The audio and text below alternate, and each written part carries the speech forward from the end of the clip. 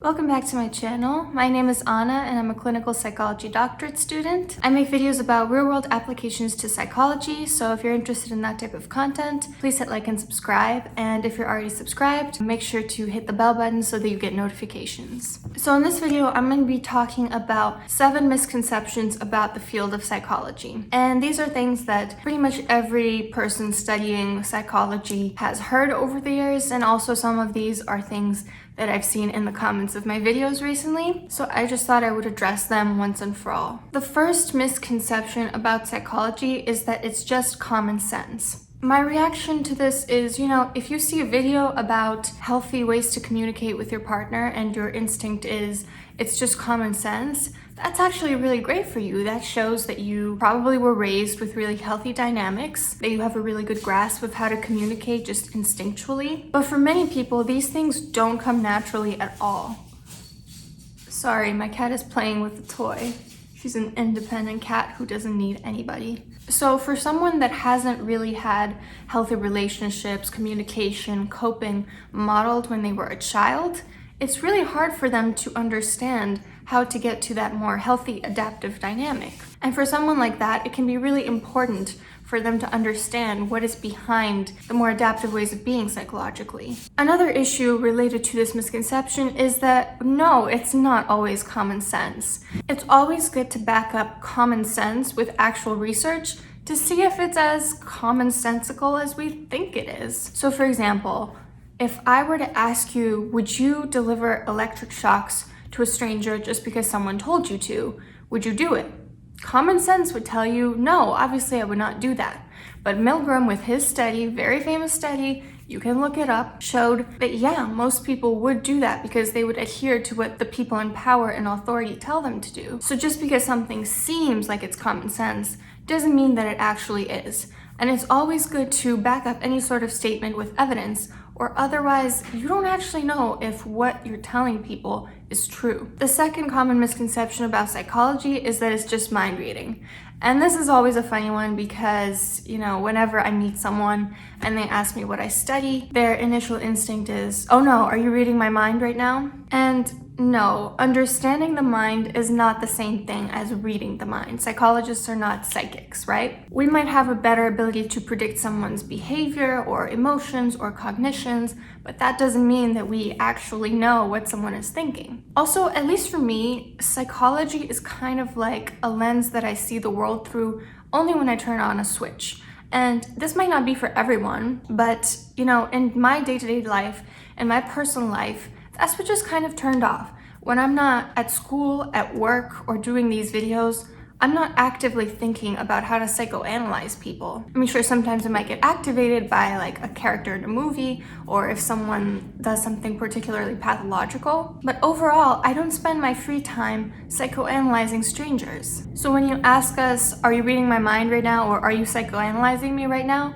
The answer is usually no. With that being said, when someone does say something like that to me, it really makes me wonder. It makes me wonder, what is this person that defensive about that they are so worried about me reading their mind? And defensiveness or having something to hide is never really a cute trait. So whenever I hear that, yeah, it does make me wonder what you're thinking about. But before that, I wasn't. Misconception number 3 is that shrinks are crazier than their patients. And right off the bat, crazy is not a word that we use in the field of psychology. Crazy is not an appropriate term, it's an offensive term, right? And we don't use it to describe people, and I would hope you don't use it to describe people or shrinks. But to address what's at the core of this, yes, some people do go into the field to better understand their psychological issues or to learn how to solve them.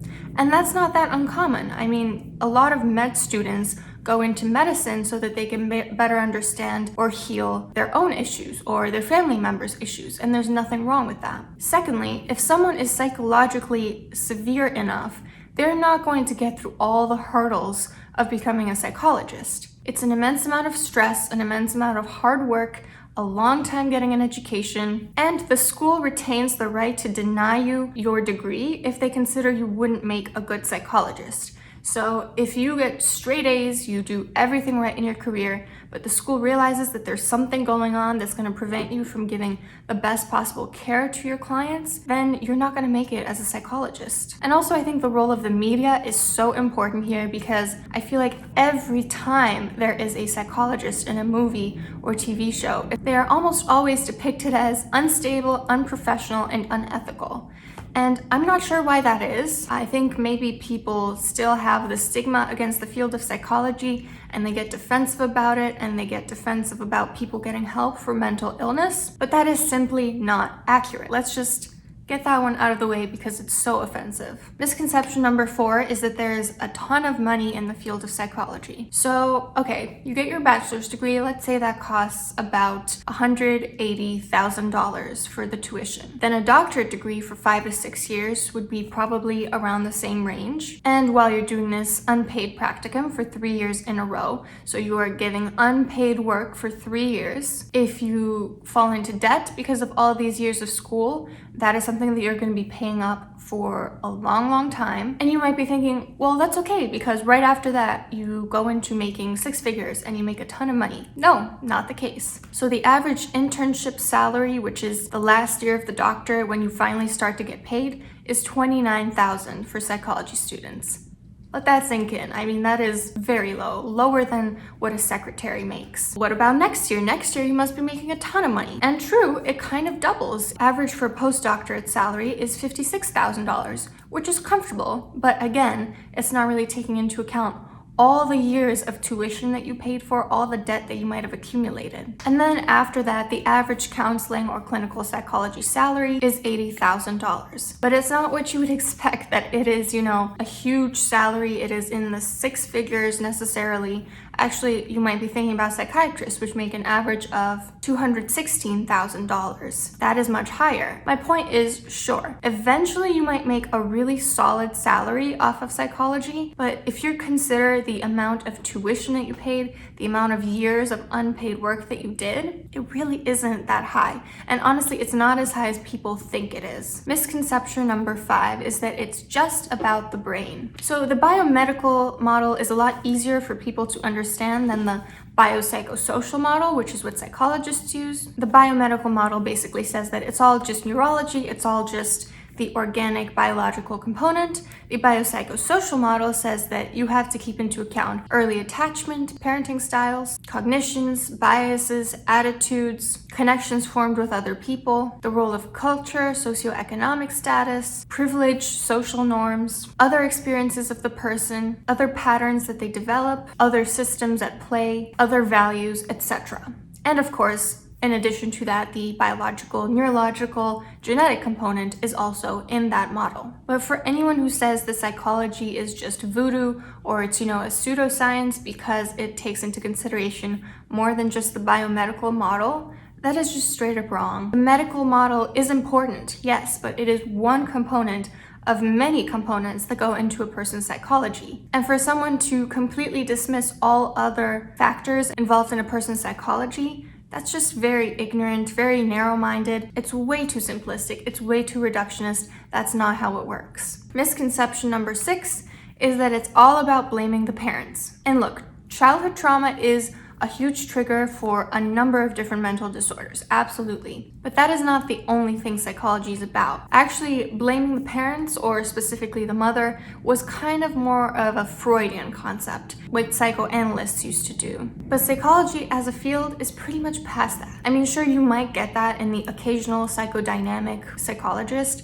but most of psychology now takes into consideration a wide range of triggers, not just childhood trauma, and we definitely acknowledge that to just blame the mother was a very sexist and reductionist thing to do. The final misconception is that it's not a real science. So I got a comment on one of my videos a couple weeks back saying basically psychiatrists are the only real doctors, psychologists don't amount to anything, they're not considered real doctors abroad, and it's basically just pseudoscience, it's not real science. The only thing that matters is the biomedical model, essentially. And so Psychiatrists don't do talk therapy. You know, a lot of people think that they do. A lot of movie producers think that they do. It would be great if they could get a consultation so that they realize they're actually talking about psychologists, not psychiatrists doing talk therapy. But psychiatrists overwhelmingly only really prescribe medications, and they spend maybe 15 to 30 minutes max talking to their clients. They get very little training in psychotherapy, and that's perfectly fine because as psychology students, we don't get that much training in psychopharmacology either. We get a little bit just to understand it, but that's not what we do. We leave that to the psychiatrists. And psychiatry and psychology, you know, one is not better than the other. They just do different things. To say that psychology is not a real science and that psychiatry is the only one that matters is just so dismissive of an entire field, and it's just simply not true. In terms of quantitative research, we do hypothesis testing, we manipulate variables, control for confounding variables, we make conclusions based on statistical significance, our studies are peer-reviewed, they're replicated, and so on. They're very much what most people refer to as science. And qualitative research is also hugely important in psychology, and that can be great for diving deeper into people's experiences and understanding phenomena, even if they're not always generalizable to the general population. Honestly, people who say that psychology is not a real science or that it's a pseudoscience have a really strange preoccupation